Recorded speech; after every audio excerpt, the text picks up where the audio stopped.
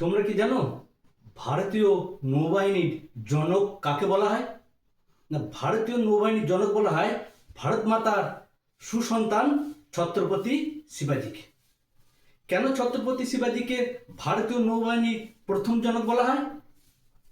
না, শিবাজী ভারতীয় নৌবাহিনীর প্রথম জনক ছিলেন দুটি কারণে। মারাঠারা বসবাস করত পুনে ও কোঙ্কণ অঞ্চলে। এই পশ্চিম ভারতের কোঙ্কণ উপকূলে সিদ্দিকিরা বারবার কোঙ্কণ উপকূল আক্রমণ করত।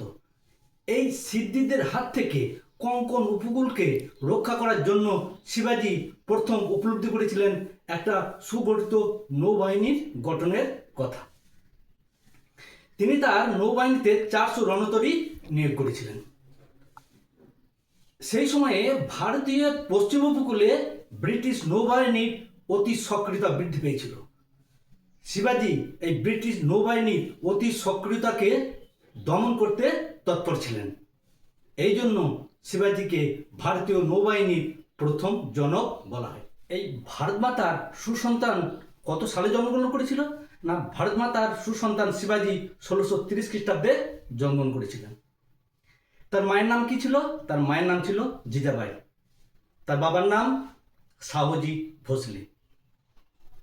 তার শিক্ষাগুরুর নাম দাদাজি কন্ডুদেব। তার তরবারির নাম ভবানী। তার পতাকার নাম ফাগুয়া ঝান্ডা।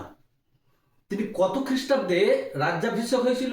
না, তার 1674 খ্রিস্টাব্দে রায়গড় দুর্গে তার রাজ্যাভিষেক হয়েছিল। তার মৃত্যু কত সাল হয়েছিল? 1680 খ্রিস্টাব্দে কর্কট রোগে তিনি মৃত্যু বরণ করেন।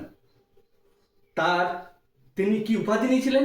তিনি ছত্রপতি গো ব্রাহ্মণ প্রজাপালক উপাধি নিয়েছিলেন।